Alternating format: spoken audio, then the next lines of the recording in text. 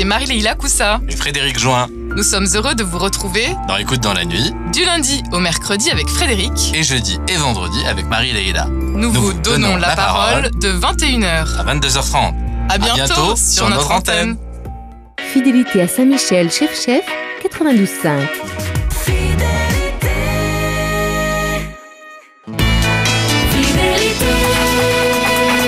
Il est 11h, belle matinée sur Fidélité.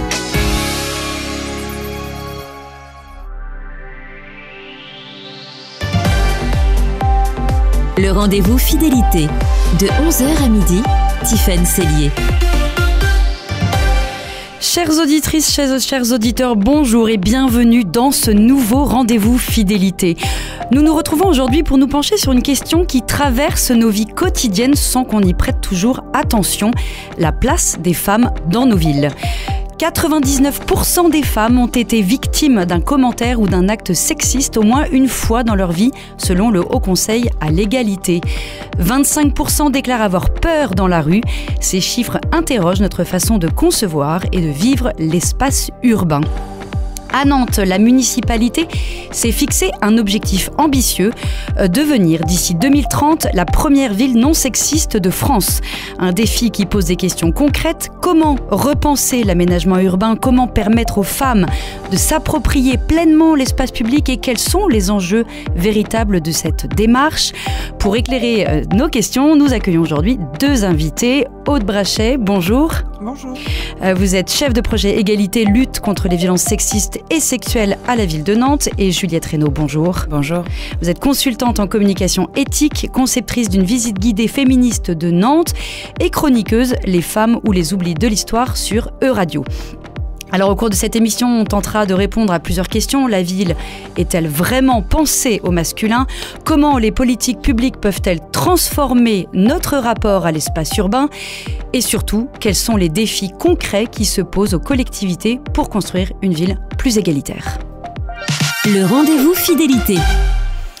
Merci à toutes les deux d'être là dans ce studio de Radio Fidélité. Pour commencer, j'aimerais reprendre les mots de Marion Valère, urbaniste, sur France Inter. Je cite « La ville n'est pas un espace neutre, elle est un miroir de la société ». Est-ce que ces deux phrases vous parlent? Est-ce que vous êtes d'accord avec cela? Je commence avec vous, Aude Brachet. Oui, la ville est un miroir de nos sociétés puisque c'est un espace dans lequel nous sommes toutes et tous amenés à évoluer, à circuler, à grandir, à vieillir, à avoir une activité professionnelle, à avoir des activités de loisirs, à avoir une activité familiale. Donc oui, c'est forcément à des endroits le reflet de notre quotidien, oui. Juliette Reynaud. Oui, bien sûr, c'est le reflet de nos sociétés, c'est le miroir de nos sociétés. Quand on voit ce qui s'est passé très récemment lors de la finale où le PSG est sorti vainqueur et qu'on a entendu des propos tels que les femmes n'ont rien à faire dans la rue après 22 heures, de fait, c'est le miroir de nos sociétés. Alors Nantes ambitionne, je l'ai dit, de devenir la première ville non sexiste d'ici 2030. Ça veut dire quoi, Aude Brachet? Est-ce que vous pouvez nous expliquer ce que recouvre concrètement cette ambition? Alors on reviendra aux aspects de l'aménagement urbain concret dans une seconde partie, mais qu'est-ce que ça veut dire? Qu'est-ce que ça souligne? Qu'est-ce que ça veut mettre en lumière pour les habitants de Nantes? Lutter contre le sexisme à la ville de Nantes, c'est permettre à toutes et tous d'avoir les mêmes droits et le même accès à la ville. C'est partir du constat qu'aujourd'hui, la ville n'est pas égalitaire pour toutes et tous. C'est des choses qui peuvent se traduire, par exemple, qui ont pu se traduire sur des questions d'accessibilité universelle, de handicap. C'est des travaux qui ont déjà été faits. Et donc, ça se traduit aussi pour les femmes qui n'ont pas forcément les mêmes droits et les mêmes accès. C'est-à-dire, par exemple, quand on y pense comme ça, quand on réfléchit, vous me dites la ville est sexiste, la ville finalement, ça veut dire quoi? Ça veut dire que la ville est trop masculine? Ça veut dire que la ville a été conçue majoritairement par des hommes et qu'ils l'ont conçue plutôt à leur image et qu'il y a, avec le temps, des points qui sont qui se sont accentuées dans les inégalités.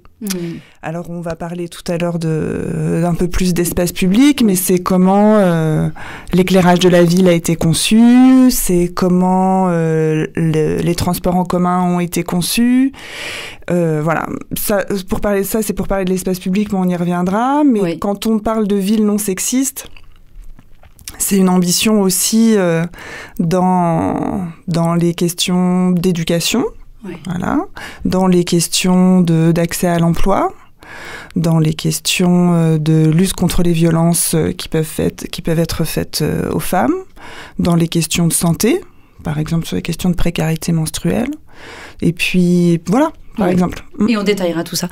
Comment vous vous sentez, une question un peu personnelle, avant de passer à vos visites, Juliette Reynaud, comment vous vous sentez en tant que femme dans Nantes? On va commencer par vous, Aude. Moi, d'un point de vue personnel, Nantes, c'est une ville dans laquelle je me sens bien, mais aussi parce que cette ville me parle et traduit ces enjeux de féminisme et d'engagement. Ce que je veux dire, c'est que ce que j'apprécie à la ville de Nantes, c'est qu'il est question, quand on parle de féminisme, quand on parle de la place de la femme dans l'espace public, on adjoint souvent les questions de sécurité. Mais pour moi, ça se traduit aussi, il n'y a pas que ça. Il y a les questions de libre circulation, de loisirs, de culture, et c'est des axes sur lesquels la ville de Nantes travaille aussi. Oui. Voilà. Et vous, Juliette Reynaud, comment vous vous sentez dans Nantes ? Alors, c'est une question compliquée, mais disons que à Nantes, je me sens bien. Parce que, comme disait Aude, ça se voit qu'il y a du travail qui est fait pour que je m'y sente bien et de mieux en mieux. Je pense au bord de Loire où finalement, moi je pense en fait à accès aux toilettes. Hein. C'est vrai que c'est quand même une question clé. Mais oui. Et sur les bords de Loire, c'est vrai que les toilettes publiques sont entretenues, qu'il n'y a pas de souci avec ça.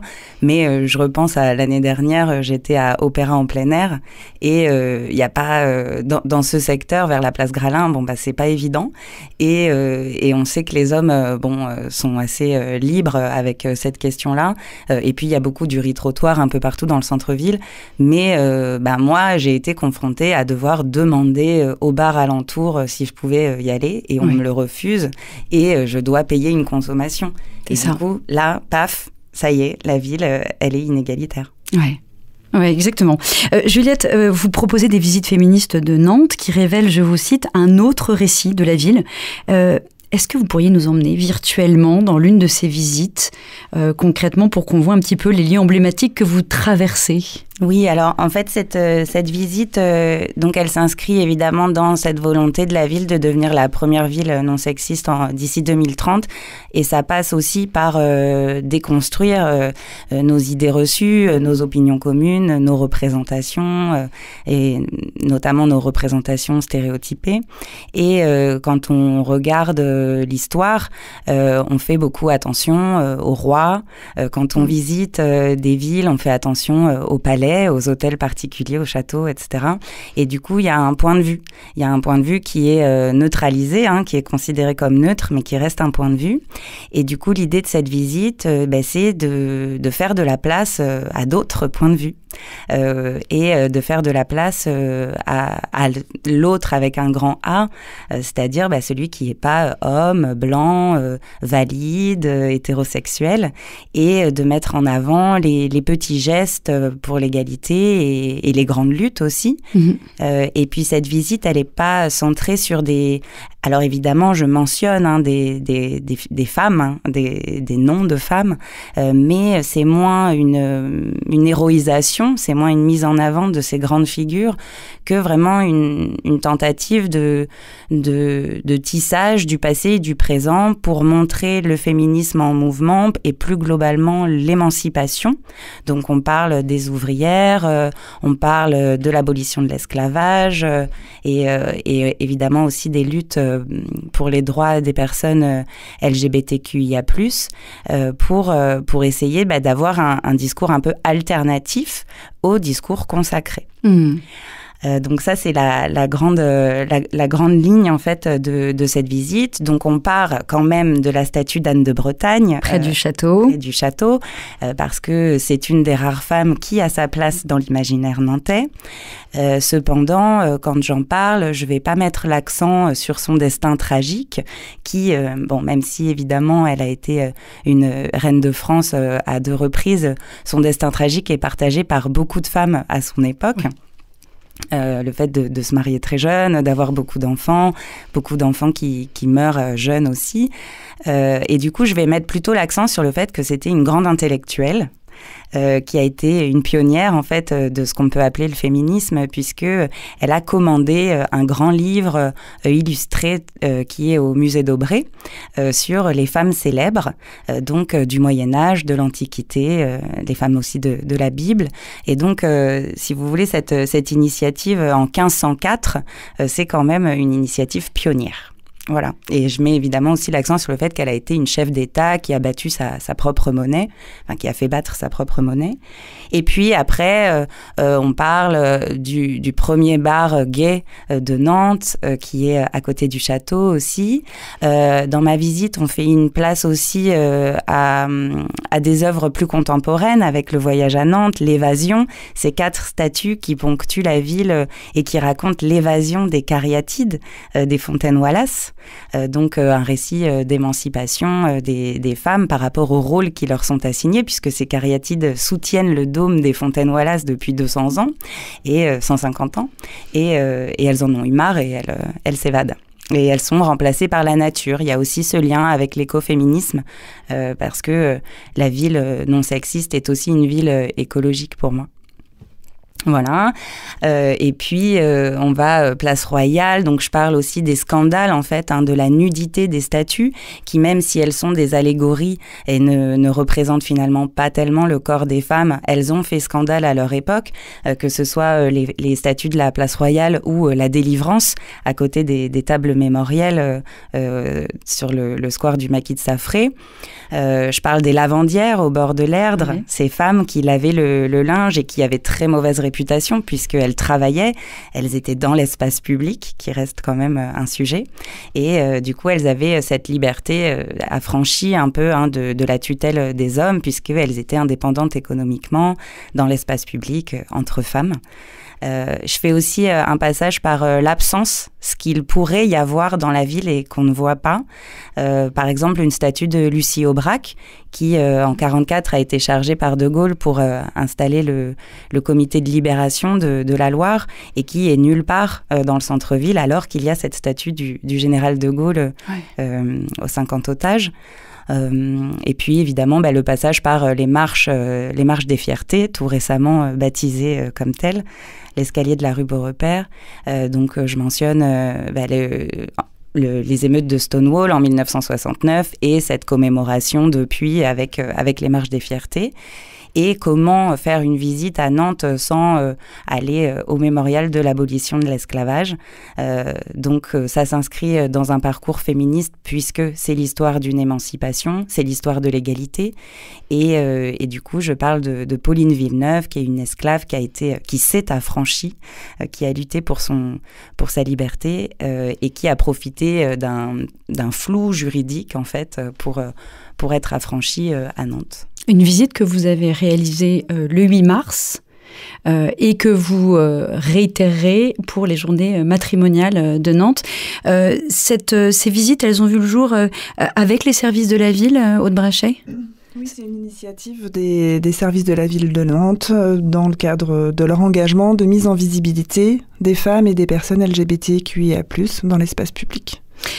Comment il s'articule justement le travail des associations et des citoyens engagés comme Juliette avec l'action publique? Est-ce que c'est quelque chose qui est très important pour vous, parce que ça donne une impulsion finalement aux politiques publiques? Ouais, ça c'est au-delà de la ville non sexiste, la ville de Nantes a une attention par la partie dialogue, ce qu'on appelle nous le dialogue citoyen, qui se traduit dans la ville amie des aînés, les échanges qu'il y a pu y avoir autour de la Loire, ou les échanges qu'il peut y avoir dans la vie des quartiers. Voilà, l'idée c'est de pouvoir associer les citoyens, en tant que citoyens, citoyennes, ou les associations ou les structures qui agissent en propre dans leurs espaces, enfin dans leur champ d'action. Donc ça, c'est vrai aussi pour la lutte contre le sexisme. Et justement, ces visites, on va pas un peu peut-être les élargir qu'à 2 rendez-vous dans l'année. Je pensais à une chose.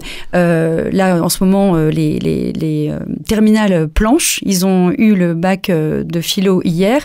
Or, je pense que vous savez que les femmes philosophes, on en parle quasiment pas. Elles sont entrées dans les programmes de terminale très, très récemment. Il est peut-être temps, effectivement, de faire connaître toutes ces femmes qu'on a volontairement oubliées. Est-ce que c'est quelque chose que vous avez envie de finalement de développer, des visites comme ça qui font connaître les oubliés de la ville ? Sur la place des femmes dans l'histoire ? Oui, les femmes ou même d'autres oubliés, comme on disait, avec les femmes esclaves. Ouais. Il y a une autre, la visite qui a été conçue par Juliette, elle arrive en complémentarité d'autres visites qui ont pu être proposées. Je pense à la Maison des Femmes, espace Simone de Beauvoir, qui a conçu une visite à travers le nom des femmes célèbres dans la ville de Nantes. C'est une visite qui est accessible sur Nantes Patrimonia librement pour qui veut y aller. Ça, c'est une manière de valoriser la place des femmes dans l'espace public, de leur histoire et de l'impact qu'elles ont pu avoir dans la ville de Nantes. Mais la proposition qui est faite sur la visite proposée par Juliette, c'est un autre regard, comme tu disais. Voilà. Des oubliés.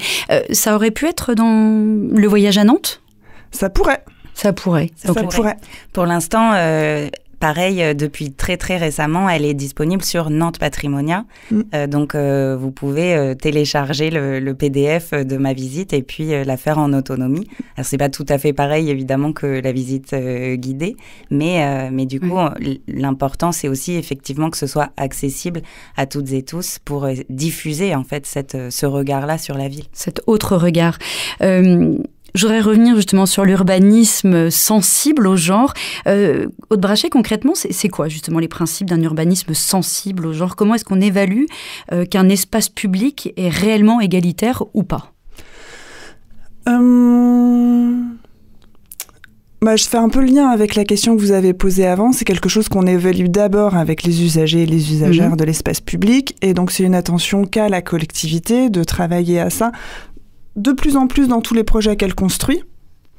Là, par exemple, sur le réaménagement de l'espace Gloriette, c'est la réflexion qu'on peut avoir sur la place des femmes à ces endroits-là, ou des personnes LGBTQIA+, ou des enfants, voilà. Donc, la ville travaille sur des phases de concertation avec les usagers et les usagères, les associations, pour que eux puissent nous transmettre leurs préconisations. Charge à nous, après, de pouvoir le diffuser auprès de toutes les directions qui travaillent dans la collectivité.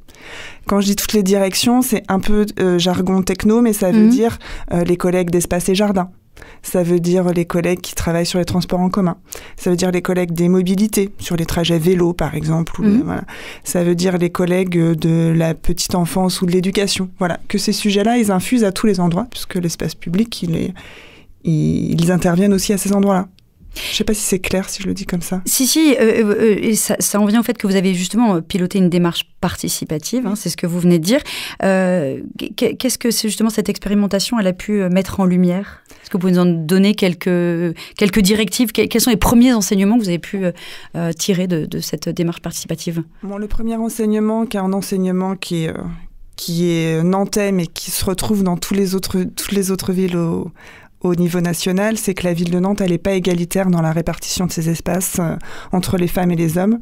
Les hommes prennent plus facilement la place dans l'espace public que les femmes.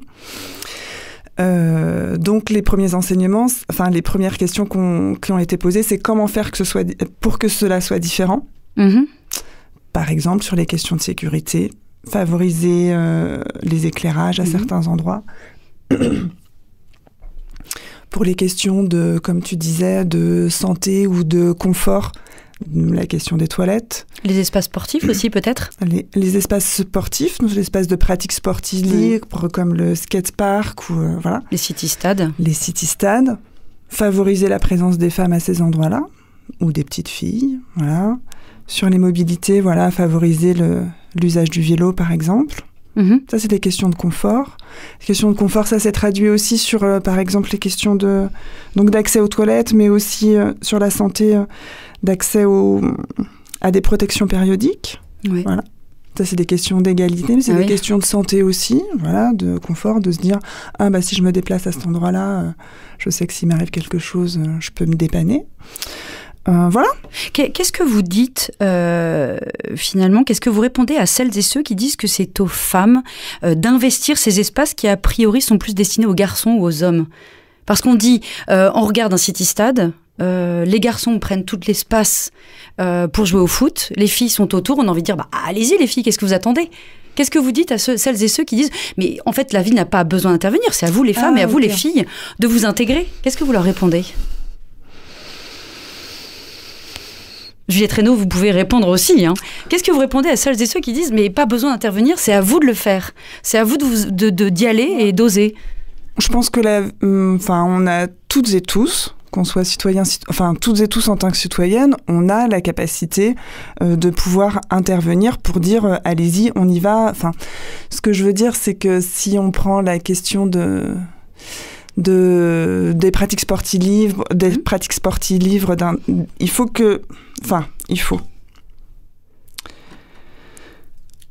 Disons que, je sais pas trop comment l'exprimer. Peut-être que les femmes, je sais pas, j'avance une hypothèse, les petites filles ont été éduquées on a été éduquées comme ça. Voilà, moi c'était ce que j'allais répondre, c'est-à-dire Yaka Faucon, c'est très facile, mais c'est oublier des siècles de conditionnement des femmes à moins oser dans l'éducation. Ce qui est valorisé chez les petits garçons, ça va être de bouger, de rire, il va être, comment on dit, agité, voilà, alors que les filles vont être sages. Et du coup, c'est des choses ça fait des siècles qu'on est éduqués comme ça, et du coup, il suffit d'y aller. C'est facile à dire, c'est moins facile en fait à concevoir quand on est une femme, où l'idée, c'est de se faire discrète en fait, et de se faire discrète dans l'espace public en général pour pas, entre guillemets, être embêtée. Et même en étant discrète, en marchant les yeux vers le bas et en allant toujours quelque part, parce que ça, c'est une spécificité aussi. Les femmes dans l'espace public, elles sont en mouvement. Si elles s'arrêtent, elles sont potentiellement la cible de harcèlement. Et les hommes sont plus en bande. Et les hommes sont plus en bande, et ils sont On voit rarement des bandes alors peut-être plus aujourd'hui ou mais elles sont en mouvement souvent. Mais elles sont en mouvement. Les hommes sont statiques dans l'espace public, il n'y a pas de souci avec ça.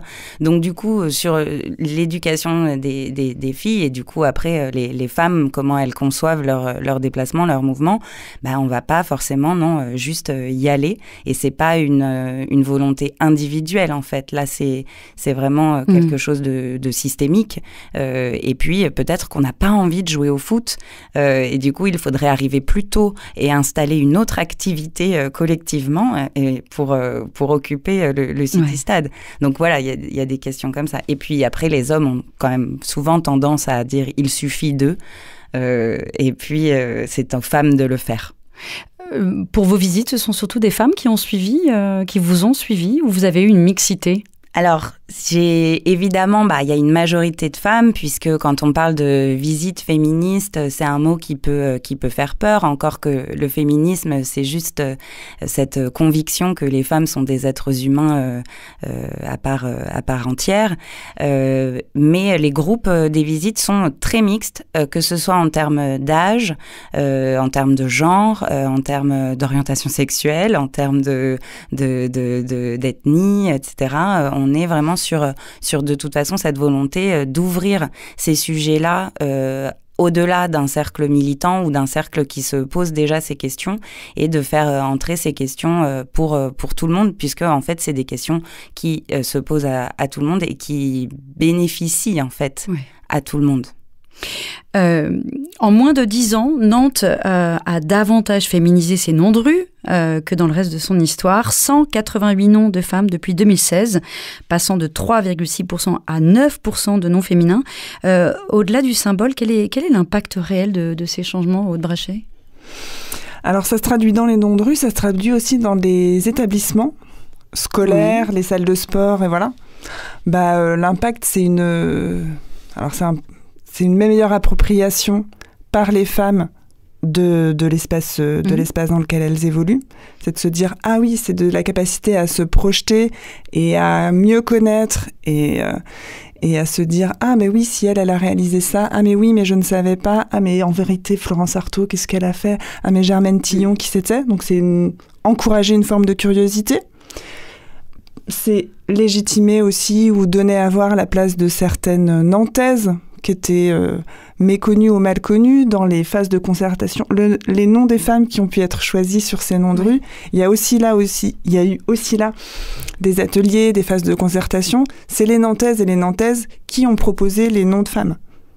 Voilà. Oui, c'est important qu'ils puissent s'approprier. Donc, ils puissent s'approprier. Donc, il y a eu beaucoup de propositions de femmes nantaises aussi. C'est légitime et c'est normal. Donc, c'est légitime en tout cas. Donc ça aide aussi à mieux connaître l'histoire de Nantes et à la faire valoir, ouais. Et au-delà, les noms des femmes qui sont... Enfin, les femmes dans l'histoire, vous parliez tout à l'heure des philosophes, mais c'est vrai pour à peu près tout. On connaît beaucoup d'hommes. C'est beaucoup les hommes qui sont présents aussi dans les manuels d'histoire et dans la manière dont les hommes ont écrit l'histoire, parce que de la même manière qu'ils ont conçu les villes, ils ont écrit l'histoire. Et du coup, rendre visible des femmes par les noms de rue, pour moi, c'est super important. Et c'est un petit peu aussi ce que j'essaye de faire avec mes chroniques, les femmes oubliées. Les femmes ou les oublis de l'histoire. Voilà, et où les oublis, c'est entre guillemets, c'est pour reprendre ce titre de Michel Perrault, qui est historienne, les silences de l'histoire, hein, et du coup, les faire sortir de cet oubli, en les visibilisant, ça passe aussi par des plaques, des noms de rues, et puis des noms d'équipements. Donc voilà. Après, on parle aussi d'exclusion historique, c'est-à-dire que comme c'est une volonté récente de la ville de baptiser des rues avec des noms de femmes, elles sont souvent en dehors du centre-ville. Ah oui. Eh oui. Et vous, justement, vous recevez beaucoup de résistance à ces changements? Non, pas tant. Il y a assez peu de résistance à ces changements. Mais pas dans le centre-ville. En fait, il y a quelque chose d'un peu terre-à-terre. C'est complexe de débaptiser un nom de rue. Par exemple, on pourrait se dire le boulevard de la Fraternité ou le boulevard de la Liberté. Du coup, c'est des... Plutôt la rue Kervégan, qui est quand même un négrier, quelqu'un qui a beaucoup fait du commerce pendant la traite atlantique. Je pensais à des noms de rue qui n'étaient pas forcément, tu vois, liés à un nom de personne. On pourrait se dire on peut la rebaptiser. Pour débaptiser les noms des rues qui portent des noms d'hommes qui n'ont pas fait des choses jolies. Qui ne sont pas très glorieux. Voilà. Après, c'est complexe d'un point de vue administratif pour tous les riverains autour de débaptiser. Donc on peut entendre que ce soit compliqué en dehors de la féminisation, c'est changer dans tout ce qui est administratif. Après, il y a des attentions qui peuvent être données comme ça, et comme tu disais, c'est souvent en dehors, mais par exemple dans le quartier Bautière, il y a eu plein de nouvelles rues qui ont été créées, c'est un quartier qui s'est agrandi, et donc il y a eu une attention à ce qu'il y ait des noms de femmes qui soient donnés, ou des noms de couples, souvent sur les résistants, de pouvoir, les personnes résistantes, de pouvoir allier les deux. Et la maison de quartier Bautière s'est emparée de ce sujet, à travers ce nouvel outil de la même manière avec l'outil des visites, et propose une visite de son quartier à travers les nouveaux les noms de rue des femmes et des hommes. Oui, parce que c'est avec le passé qu'on va construire le présent, Juliette Reynaud. Cette reconnaissance symbolique, elle peut transformer le rapport à la ville? Ah oui, complètement. En fait, pour moi, connaître son histoire, c'est pouvoir en écrire la suite, et mieux en écrire la suite même, que ce soit parce que ça crée des nouveaux rôles modèles, c'est un peu ce que tu disais tout à l'heure, mais montrer que si les femmes ont fait des choses parfois très bien, souvent très bien, et du coup ça ouvre le champ des possibles. Et puis je pense quand même que symboliquement, le fait d'avoir une ville avec des noms de rues de femmes, ça autorise symboliquement les femmes à en être. Allez, après une pause musicale, on poursuivra notre exploration de l'urbanisme sensible au genre avec nos deux invités. Nous aborderons les défis concrets de l'aménagement urbain, les cours d'école, les transports, les équipements sportifs, distributeurs de protection périodique. Comment repenser ces espaces pour qu'ils soient réellement égalitaires? Et puis on évoquera aussi les résistances que soulèvent ces politiques publiques, les innovations inspirantes ainsi que les perspectives d'avenir. À tout de suite.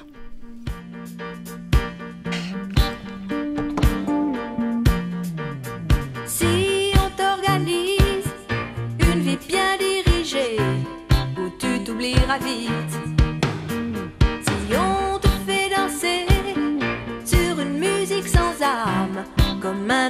quitte. Si tu réalises que la vie n'est pas là, que le matin tu te lèves sans savoir où tu vas, résiste, prouve que tu existes, cherche ton bonheur partout, va, refuse ce monde égoïste, résiste, suis ton cœur qui insiste, ce monde n'est pas le tien, viens, bats-toi si et persiste, résiste, tant de liberté pour si peu de bonheur, est-ce que ça vaut la peine? Si on veut t'amener à renier tes erreurs, c'est pas pour ça qu'on t'aime. Si tu réalises que l'amour n'est pas là, que le soir tu te couches sans aucun rêve en toi, résiste, prouve que tu existes, cherche ton bonheur partout, va, refuse ce monde égoïste, résiste, suis ton cœur qui insiste, ce monde n'est pas le tien, viens, bats-toi si et persiste, résiste, danse pour le début du monde, danse pour tous ceux qui ont peur, danse pour les milliers de cœurs qui ont droit au bonheur, résiste,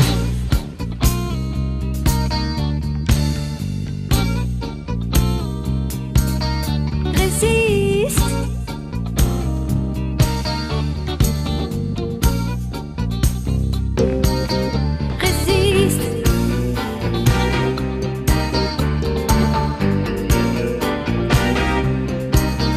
résiste, prouve que tu existes, cherche ton bonheur partout, va, refuse ce monde égoïste, résiste, suis ton cœur qui insiste, ce monde n'est pas le tien, viens, bats-toi si et persiste, résiste, résiste,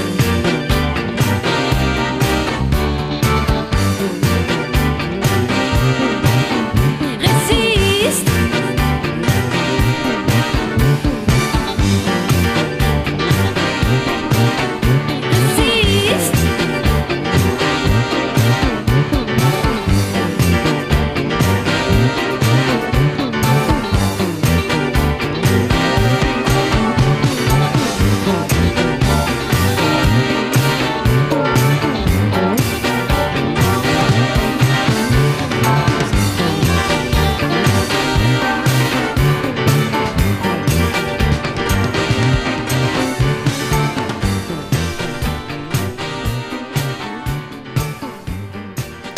Résiste, c'était France Gall sur Radio Fidélité. De retour dans ce rendez-vous Fidélité consacré à la place des femmes dans la ville et à l'urbanisme sensible au genre, avec l'exemple de Nantes qui ambitionne de devenir la première ville non sexiste d'ici 2030. On a évoqué en première partie avec Aude Bréchet les ambitions de cette politique publique, les expérimentations participatives en cours et découvert avec Juliette Reynaud quelques figures et quelques lieux du matrimoine nantais. On va maintenant se pencher sur les aspects plus concrets, plus techniques de l'aménagement urbain, les défis pratiques de cette transformation, les innovations concrètes et puis perspectives d'avenir. Mais je voudrais quand même revenir un petit peu avant avec vous, Juliette Reynaud, sur ces visites qui veulent, entre guillemets, changer un peu le regard de la ville. Quels ont été les retours des participants ? Alors, les retours que j'ai pu avoir des participants et des participantes étaient très positifs. Certaines ont mis l'accent sur, je parle au féminin majoritaire, hein, je fais l'accord de majorité. Donc, certaines des participantes m'ont fait le retour que c'était intéressant de montrer comment de passer de Anne de Bretagne à la dirigeante récente de Gralin, de l'opéra Gralin. Et puis d'arriver sur l'histoire d'une esclave affranchie méconnue, donc de tisser passé et présent comme ça. Mais l'idée de cette visite, c'est au-delà de faire connaître et comprendre les enjeux du féminisme et des luttes pour l'émancipation et l'égalité, c'est vraiment de visiter Nantes. Donc on a vraiment des lieux emblématiques de la ville, c'est vraiment un parcours du centre-ville avec un autre regard. Par exemple, quand on arrive place Foch, je vais parler du passé sous l'occupation de la ville. Et là, les participants et les participantes sont très étonnés d'apprendre que les 2 hôtels particuliers de la place Foch avaient été réquisitionnés par l'occupant allemand pour en faire la commandantour et le siège de la Gestapo. Et je vois que ça les étonne, puisqu'il y a une petite plaque discrète à un côté, mais c'est pas rendu visible, cette mémoire, au-delà de la mémoire des femmes, la mémoire de la ville, de l'histoire. Oui. Voilà.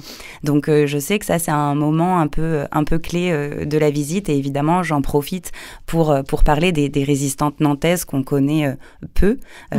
Voilà, notamment Raymonde Guérif, Marcel Baron et Gisèle Giraudot, parce que aussi je fais partie d'une association pour la mémoire de la déportation, et que pour moi c'est important de connaître son passé pour en écrire, pour écrire le futur, et le futur du féminisme, la place des femmes, etc., mais aussi le futur en termes de liberté.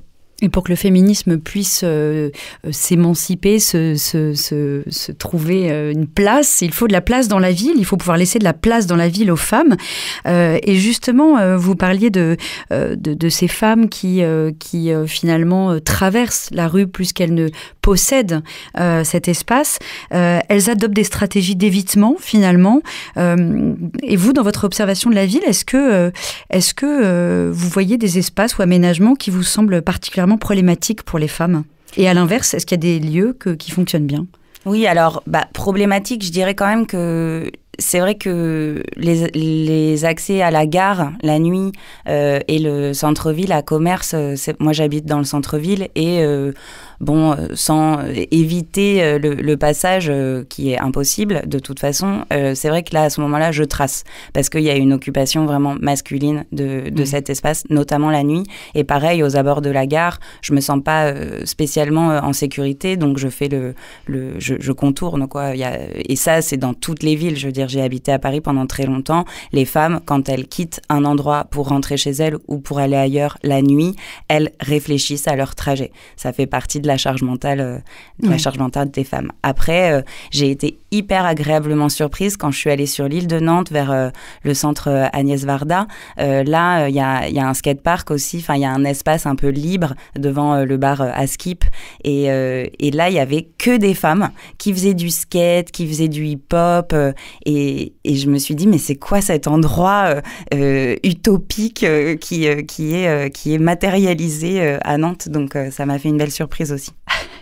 Et oui, parce que la ville, c'est à la fois un espace de possible pour les femmes, hein, parce que c'est plus d'emplois, plus de modes de garde pour les enfants. Ça paraît un peu sexiste que je dis, mais en réalité, encore aujourd'hui, soyons honnêtes, hein, ce sont les femmes qui gèrent cela. On voit que ça peut représenter un espace de menace, Aude Brachet.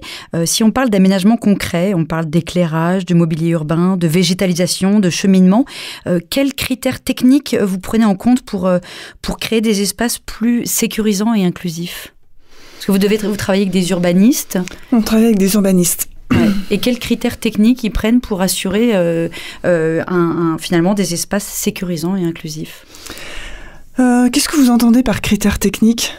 Par exemple, comment on fait d'une rue un espace qui soit une petite rue toute sombre et étroite, Comment on la rend inclusive et sécuritaire? C'est pas un exercice facile de prendre en compte ces critères, mais Juliette en parlait de la dimension sécuritaire et qui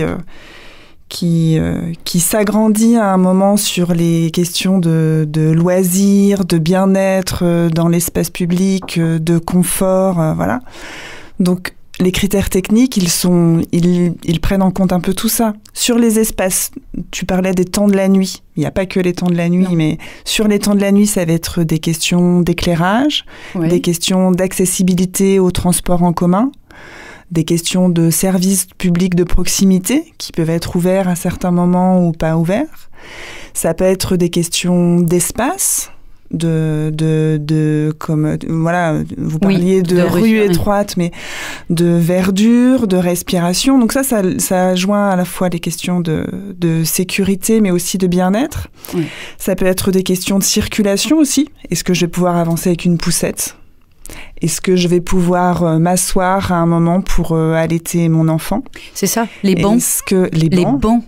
Même lorsqu'on a mal au ventre ou même quand on est une personne âgée, on a besoin de s'asseoir. Voilà. Donc ça, c'est des critères techniques et c'est exactement ce que vous dites qui se rejoignent sur plein d'autres principes de la ville conçue et imaginée pour les personnes âgées, d'une ville écologique, d'une ville à hauteur d'enfant, voilà. Donc par exemple, là, il y a une expérimentation qui est en cours sur le nouvel espace Gloriette avec la mise en place d'un banc parental pour l'allaitement. Mais au-delà de l'allaitement, c'est qu'au moment de l'allaitement, ça veut dire qu'il faut que les enfants les autres enfants potentiellement puissent jouer autour à côté. Ça veut dire qu'il faut imaginer aussi une table allongée potentiellement. Donc c'est pas seulement un banc en fait. C'est pas qu'un banc en fait. C'est imaginer tout ce qui va autour en termes de confort et qui va encourager la maman dans ce cadre-là à venir et à circuler en ville en disant à cet endroit-là je pourrais m'arrêter. Comme elle pourrait se dire à cet endroit-là je pourrais aller aux toilettes ou je pourrais changer ma protection périodique. Et oui. C'est penser les usages. Les usages. En fait les critères techniques c'est les usages. C'est les usages. Donc pour les architectes, pour les urbanismes, c'est beaucoup de critères. Oui. Ça, voilà, quand on parle d'écologie, d'accessibilité, d'espace, c'est beaucoup de critères. Mais c'est possible. Et puis c'est vrai que Nantes est un vrai terrain de jeu là-dessus, sur ces sujets-là. Enfin, c'est quand même... Voilà. On parlait de cours de récréation tout à l'heure. La cour d'école, c'est un exemple fort d'un espace non mixte. Parmi les actions concrètes menées à Nantes, on note la refonte des cours d'école avec un référentiel nouvelle génération visant à favoriser la mixité filles-garçons. En quoi est-ce que c'est important et qu'est-ce que vous proposez ? C'est important parce que comme le disait Juliette tout à l'heure, il y a... les premiers fondements de comment se comporter entre filles et garçons ou comment une femme peut prendre sa place, c'est la cour d'école, c'est un des premiers lieux de mixité, comme à la garderie. Oui. Et je crois, à notre âge, qu'on a tous et tous le souvenir de nos cours d'école un peu bétonnés, avec le terrain de foot au milieu, le préau, voilà. Donc l'idée, c'est plutôt de réfléchir à comment chacune et chacun peut s'approprier l'espace sans que ce soit centré ou spontanément, voilà. Donc concrètement, voilà. Plus que filles et garçons, finalement, c'est un peu les sportifs contre ceux qui veulent une récré plus calme. Ouais. Et exactement. Puis les espaces verts, on a enlevé les arbres des cours d'école, on est en train de les remettre. Et on est en train de les remettre. Oui. Et on est en train de travailler à ce que la cour d'école, mais je vais redire que la cour d'école soit accessible à toutes et tous aussi, qu'une personne en fauteuil, qu'un élève en fauteuil roulant ou qui ait des difficultés de mobilité puisse accéder à la cour d'école de la même manière. Oui. Voilà. C'est tout à revoir, pas seulement pour les filles et les garçons, finalement. C'est pour les filles et les garçons, mais c'est pour toutes et tous. Ouais. La ville de Nantes, elle mentionne aussi l'installation de 70 distributeurs de protection périodique gratuits d'ici fin 2025. Oui. On en parlait un petit peu tout à l'heure. C'est une mesure qui illustre une approche très concrète des besoins spécifiques. Mais comment est-ce que vous identifiez ces besoins du quotidien et où est-ce que vous savez où aller placer finalement ces distributeurs ? Alors, c'est une expérimentation, c'est un projet qui a lieu depuis 2 ans. Et le premier le premier critère qui a été choisi pour installer ces distributeurs, c'est d'abord dans les lieux publics en fait. Donc pour les usagers et usagères auprès des services publics, c'est-à-dire les mairies de quartier, les bibliothèques, les musées, les CCAS, voilà. Tout et certains lieux d'espace public aussi, il y en a près du parc des Chantiers par exemple, dans les salles de sport aussi. Voilà. Des lieux accessibles à toutes et tous, voilà, où ils pourraient avoir besoin de ce service. Est-ce qu'il y aura d'autres aménagements qui sont prévus, comme des lieux justement pour que les femmes se sentent à l'aise lorsqu'elles ont leurs règles ? Qu'est-ce que ça pourrait être un lieu où une femme se sent à l'aise quand elle a ses règles ? Je sais pas, justement, je réfléchis, est-ce que la mairie se pose cette question-là d'endroits un peu où on pourrait se changer sans forcément que ce soit des toilettes qui sont pas forcément toujours très propres ? Ah oui, bon, ça c'est la question vraiment de l'accessibilité des toilettes, de leur propreté, de leur maintien en l'état, etc. Et qu'il y a un point d'eau. C'est ça. Donc ça c'est une des attentions sur la mise en place des distributeurs. Je crois que ça fait 2 ou 3 ans que ça existe. Ce qu'on a pu constater, et ça, ce qui va aller dans le sens de ce que vous dites, c'est que les distributeurs ne sont pas dégradés, ils ne sont pas dévalisés non plus. Ça veut dire que dans les toilettes, des fois les distributeurs sont installés dans des toilettes qui peuvent être mixtes. Ça veut dire qu'il y a un respect de la part de tous les usagers et usagères de ça. Il y a une bonne compréhension de l'intérêt qu'il peut y avoir, et donc avec un usage raisonné et respectueux. C'est important de le souligner. Et donc ça, c'est important. Donc ça, c'est positif aussi, mais ça veut dire que ça va dans le sens d'un besoin aussi pour toutes et tous. Il y a Vous vouliez intervenir ? Oui, parce qu'en fait, le fait que la ville, elle mène ses politiques et qu'elle impulse cet état d'esprit, finalement, ça fait que le collectif s'en empare. Donc oui, tu disais, c'est pas dévalisé. Et ce qui m'a surprise en arrivant de Paris à Nantes, c'est de voir le nombre de bars, donc qui sont pas des lieux publics, qui sont des lieux privés, qui mettent aussi à disposition des protections périodiques dans les toilettes de manière gratuite. Et ça, je trouve que c'est tout un état d'esprit en fait de cette ville qui est hyper appréciable. La ville peut impulser ça justement auprès des commerçants, la possibilité d'avoir des toilettes sans avoir à consommer ou justement des protections périodiques gratuites. Est-ce que la ville peut faire quelque chose ? La ville peut échanger avec, proposer. Peut collaborer, mais ça rejoint ce que vous disiez tout à l'heure quand on parlait de concertation. J'ai parlé de dialogue citoyen, de citoyennes, d'usagers, de structures. Ça peut être avec les associations des commerçants aussi, qui sont dans la volonté de faire de leurs lieux des lieux qui correspondent le plus aux besoins des usagers et usagères, en l'occurrence pour eux des consommateurs, consommatrices. Mais oui, ça participe. Parce que ce sont des lieux d'accueil quand même. Oui, c'est des lieux d'accueil et puis c'est des lieux de vie dont les associations, il y a quand même un gros tissu associatif, militant, engagé à Nantes sur les questions d'égalité femmes-hommes et et LGBTQIA+. Donc ça, c'est aussi des associations qui investissent des lieux sur des temps événementiels et qui vont laisser une trace après auprès des gérants des commerces et voilà. Exactement. Et puis après ça c'est comment dire. Il y a une approche innovante aussi avec la mairie de Nantes, c'est le budget sensible au genre. Oui. Est-ce que vous pouvez nous expliquer comment on passe au crible les choix budgétaires sous l'angle de l'égalité femmes-hommes ? Alors c'est un exercice qui a été fait dans d'autres villes de France. Je pense à Paris, à Strasbourg ou à Bordeaux.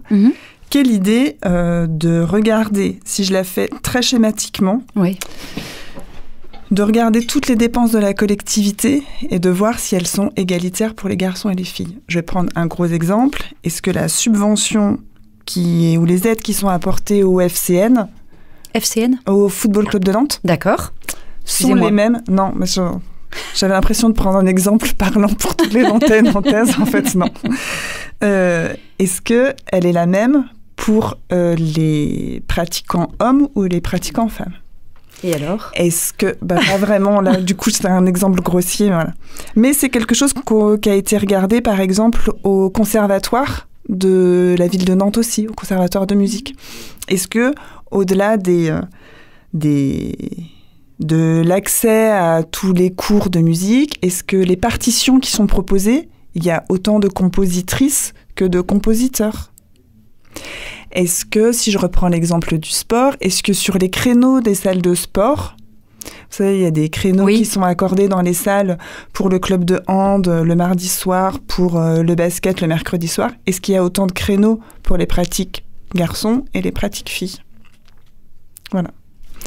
J'imagine que ça ne doit pas être facile dans un conseil municipal ou dans la municipalité, vous n'êtes pas au conseil municipal, mais de pouvoir faire passer ce genre de budget sensible au genre.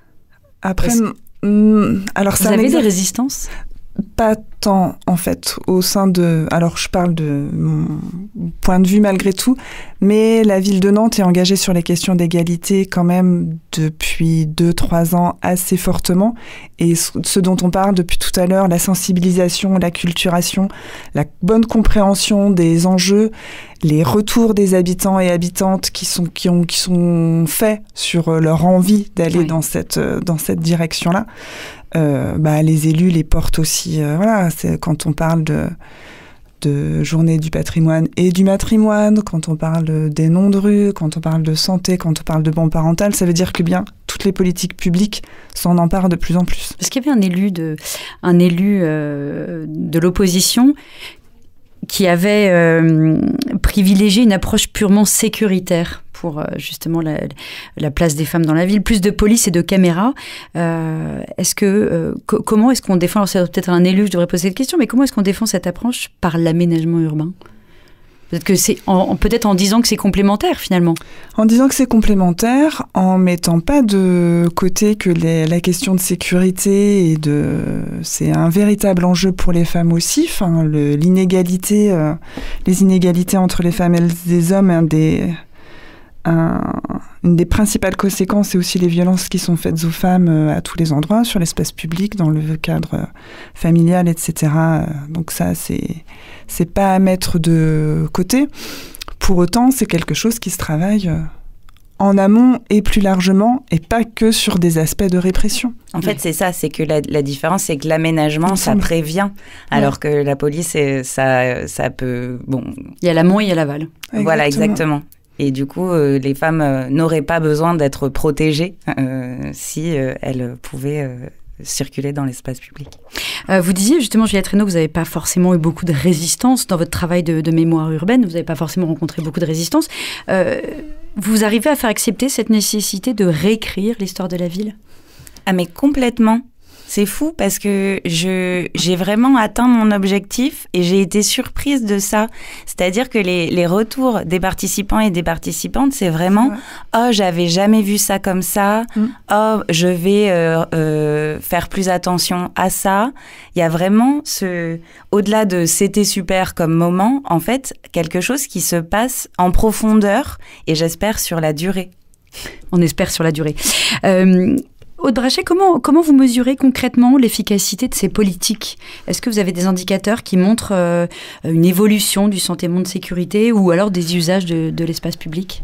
Non, on n'a pas vraiment d'indicateurs aujourd'hui. Voilà. Et on est en 2025. Peut-être parce que c'est récent Ouais, il reste 5 ans pour pouvoir traduire ça plus concrètement aux Nantais et aux Nantaises. Pour autant, on voit on perçoit dans tous les échanges que la ville peut avoir avec ses partenaires, associatifs, commerçants, forces de l'ordre, que ce sont des sujets qui avancent, qu'il y a une appropriation qui est de plus en plus vraie. Aujourd'hui, si je reprends l'exemple des violences faites aux femmes, il y a quand même peu de personnes pour délégitimer. Oui, c'est ça.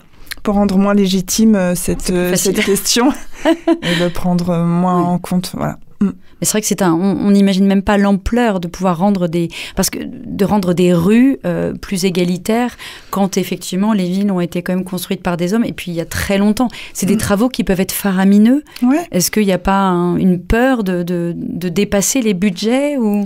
Non, pas particulièrement. C'est vraiment l'exemple que vous avez pris des cours d'école, il me semble qu'il est pertinent puisque les cours d'école, elles sont travaillées. Le réaménagement des cours d'école est travaillé avec le corps enseignant, avec les enfants, avec les parents d'élèves, et c'est des démarches qui sont collectivement, qui qui se passe bien, où tout le monde est assez bien embarqué, il y a de l'enthousiasme sur ces questions, soit d'écologie, soit d'égalité sur l'espace. Donc, ouais. Oui, c'est ça, c'est difficile quand même d'être contre une démarche plus égalitaire si aussi elle passe par la revégétalisation de l'espace public et des cours d'école. Je vois pas qui pourrait être opposé à moins de bitume. Oui, c'est clair. Quels sont les principaux défis là, pour les 2 minutes qui nous restent? Quels sont les principaux défis, selon vous, qui restent à relever pour atteindre cet objectif de ville non sexiste d'ici 2030? Et après, j'aurai une dernière question pour Juliette. Quels sont les principaux défis pour être une ville non sexiste d'ici 2030 ? Potentiellement d'avoir, oui, effectivement, des prochains projets urbains qui s'emparent vraiment de ces sujets. Là, Gloriette, c'est en train de le faire, sur les aménagements des bords de Loire, sur la future gare, voilà, qui ait de la place pour toutes et tous, sur les questions de sexisme, comme d'accessibilité ou de lutte contre les discriminations. Concrètement, après, moi, je ne m'engagerai pas sur un exemple plus concret. Juliette Reynaud, pour conclure, quel regard vous portez justement sur l'évolution des mentalités? Est-ce que les nouvelles générations, on dit que c'est pas forcément vraiment le cas sur les questions de sexisme, les nouvelles générations, elles appréhendent différemment ces questions, ou est-ce qu'on est encore beaucoup de chemin à faire? J'interviens dans des écoles post-bac et à l'université aussi en communication éthique, et là j'ai pris l'habitude de faire une fresque du sexisme avec les étudiants et les étudiantes, puisque j'ai été formée à l'animation de cette fresque, et les retours sont, les voir interagir est très très instructif. Je pourrais pas avoir un avis sur en général la nouvelle génération.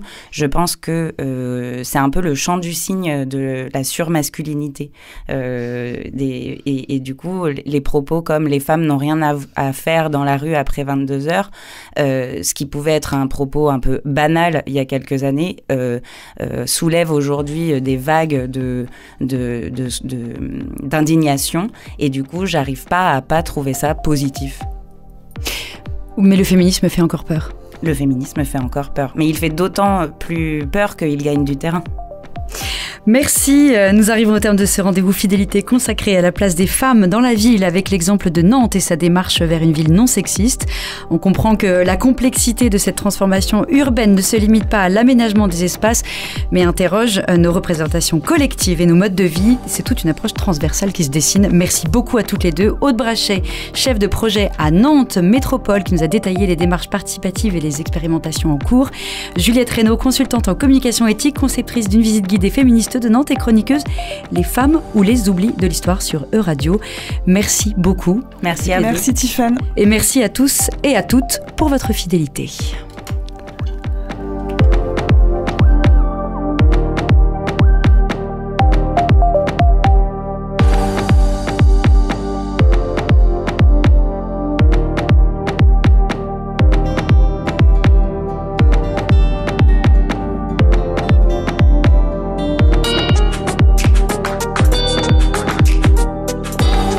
Chaque semaine, l'actualité mondiale est analysée